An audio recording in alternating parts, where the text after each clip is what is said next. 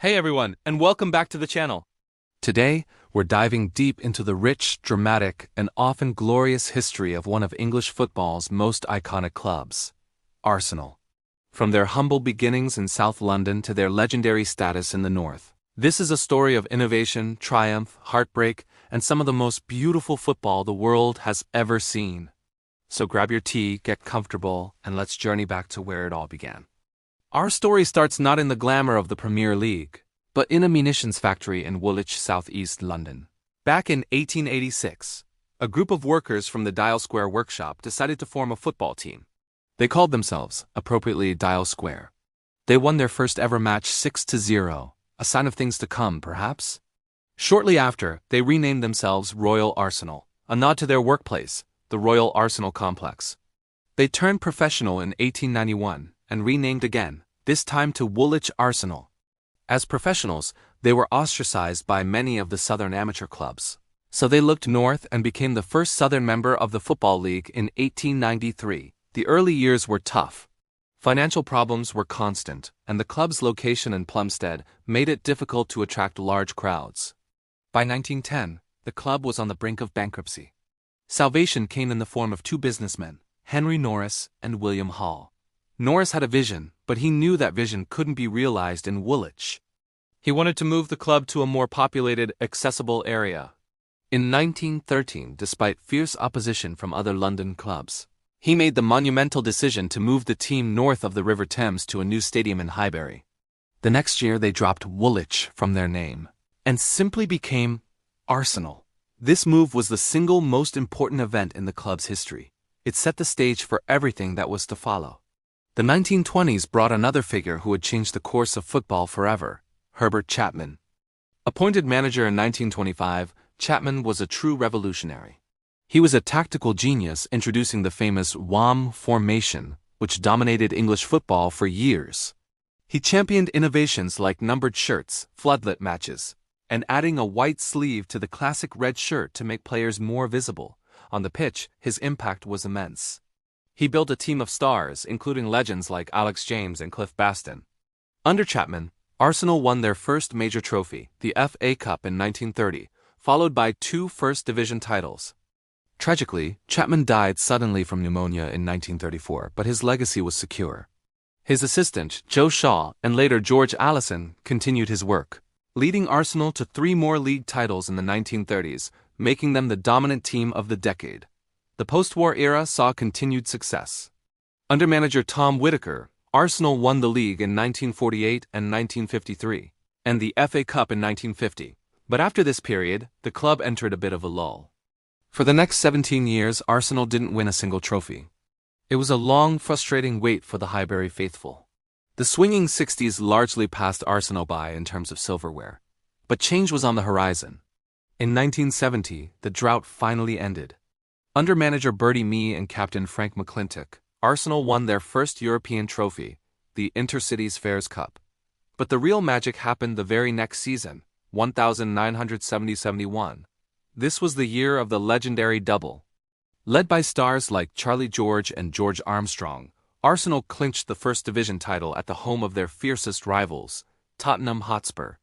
Just 5 days later, they beat Liverpool in the FA Cup final at Wembley, with Charlie George scoring that iconic winning goal. It was an incredible achievement, cementing that team's place in history. The rest of the 70s saw more near misses, including 3 FA Cup final appearances in a row, winning one in 1979 in a dramatic last-minute victory against Manchester United. The 1980s brought the return of a club legend as manager, George Graham. Graham, a member of the 71 double winning side, built a team in his own image. Disciplined, organized, and famously resilient. His famous back four of Dixon, Adams, Bold, and Winterburn is still talked about as one of the greatest defensive units of all time. This era is defined by one of the most dramatic moments in football history.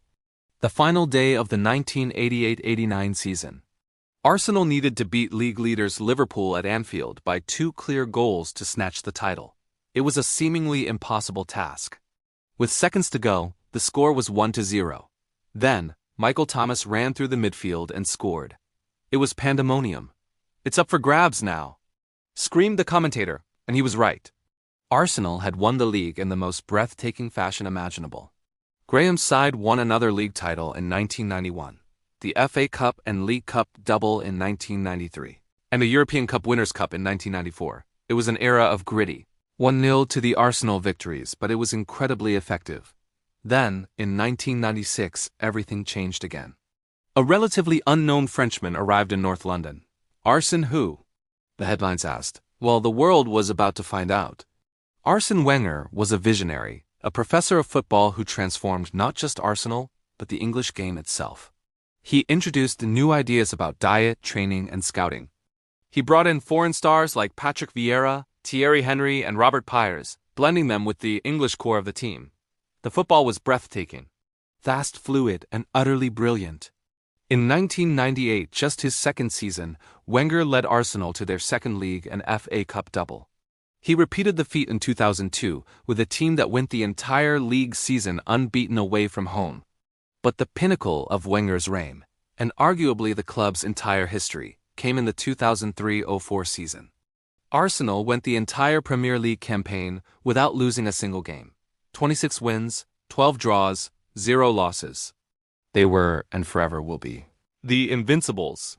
It was a feat that had not been achieved in the top flight for over a century and is unlikely to ever be repeated.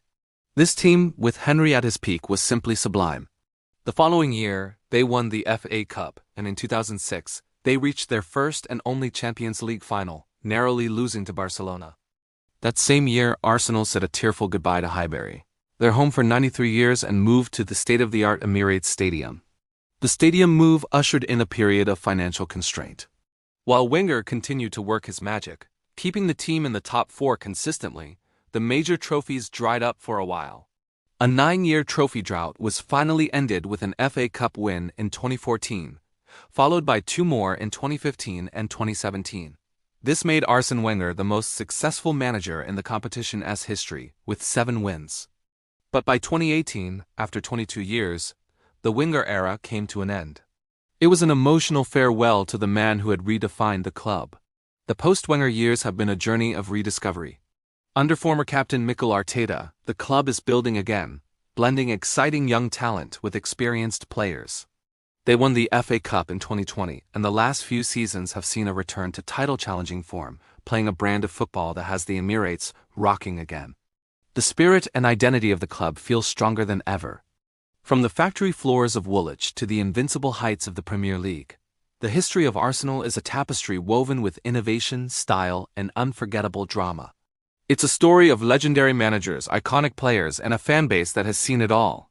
The club motto, Victoria Concordia Crescit, victory through harmony, feels as relevant today as it ever has. The journey continues, and the future looks bright for the Gunners. Thanks for watching, everyone. What's your favorite moment in Arsenal's history? Let me know down in the comments. Don't forget to like this video and subscribe for more deep dives into the stories of the world's greatest football clubs. See you next time.